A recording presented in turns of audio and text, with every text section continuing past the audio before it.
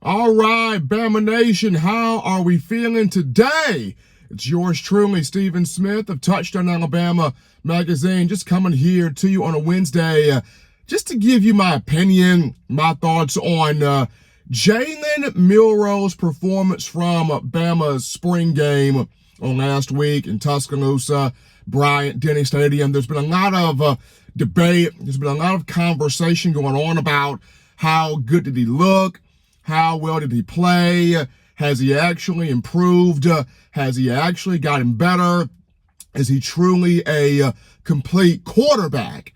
And I remember, after the A-Day game, I put a video on TDA's YouTube channel about how Milroe has stamped himself as quarterback one. And a lot of people were like, well, why would you say that?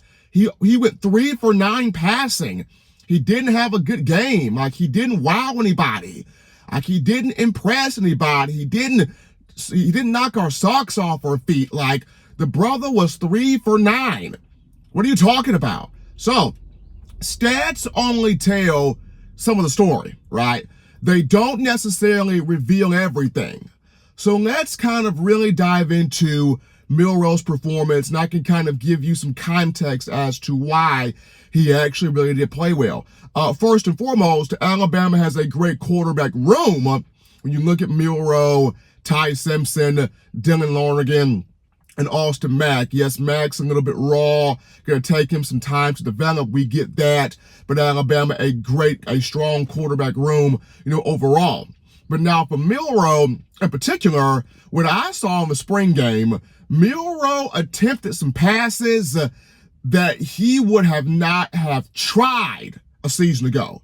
There was one where he threw to Jeremy Bernard. He tossed a rainbow, dotted it pretty, a rainbow over the head of a defensive back that hit Jeremy Bernard dead in his hands in the breadbasket. And Bernard was able to get up and down the field. And if not for getting tackled inside the 5-yard line, he scores on that play. Jalen Milroe does not attempt that throw last year. He attempts it in the A-Day game, which speaks to his growth, which speaks to his development, but it also speaks to Kalen DeBoer and Nick Sheridan working with him. Then you look at another throw he made to Jeremy Bernard on a deep route. He gave Bernard a chance to sky up there and get the football. He put it in a place where Bernard can elevate up there and make that play. So we're seeing improvement. He also dropped about 3 to 4 balls on the money to wide receivers. Those balls were dropped. Whether the receiver just did not look the ball in, whether the defensive back made a good lick on the guy, whoever it may be, that's what happened. And that's not on Milroe. Milroe's responsibility is to put the ball in a spot where his receiver can make the play. The receiver has to follow through and catch the ball. Milroe suffered drops in that game. He could have easily been 6 of 9, 7 of 9.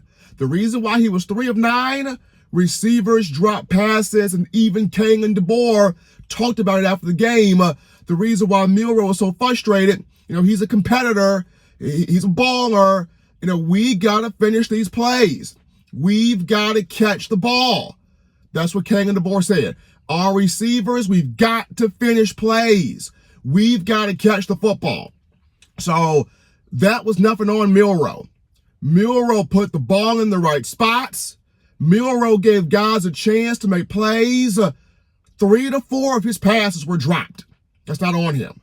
That's the reason why Alabama right now is considering the possibility of going to the NCAA transfer portal, maybe to pick up one more veteran wide receiver, because aside from Kobe Prentice, they don't have anybody from last year's team that just got a ton of playing time and production. Kendrick Law, he's good. Emmanuel Henderson, he's good.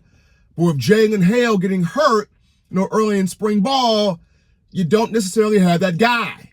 That's why Alabama got Jeremy Bernard as a transfer. And so here is another opportunity, if Alabama wants it, to pursue the portal again for a big-time wide receiver. But as for Jalen Milroe, he has improved. He looks better. His throwing motion's better. His accuracy's better. Decision-making better. Dropping the ball in the hands of receivers better. He's improved those mechanics. Passes he attempted in the spring game, he wasn't even attempting last year. And those completions and those passes that were not completed, not on him, those balls were dropped. But this is yours truly, Stephen Smith of Touchdown Alabama magazine, just providing some context to Jalen Milroe's spring performance as to why he has improved.